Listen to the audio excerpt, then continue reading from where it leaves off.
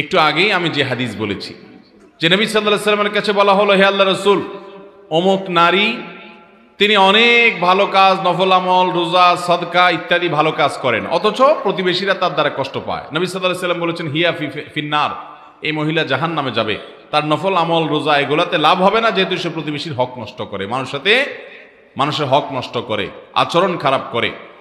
আবার আরেকজনকে বলা হলো, আল্লাহর রাসূল, অমুক লোকটা তিনি অনেক বেশি নফল আমল টামল করতে পারে না, মেইন ফরজ কাজগুলো শুধু করে, তবে তার প্রতিবেশীরা তার দ্বারা কষ্ট পায় না, সে সবার অধিকার করে সচেতন।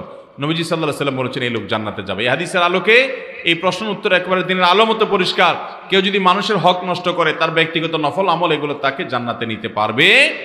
এই জন্য আমাদের নফল আমলের পরিমাণ কম হোক, কিন্তু কারোর অধিকার নষ্ট করব না, প্রতিবেশীর সাথে ব্যবহার খারাপ করব না, তাকে কষ্ট দিব না, তার জায়গাতে জুলুম করব না, এবং আত্মীয় স্বজনের সাথে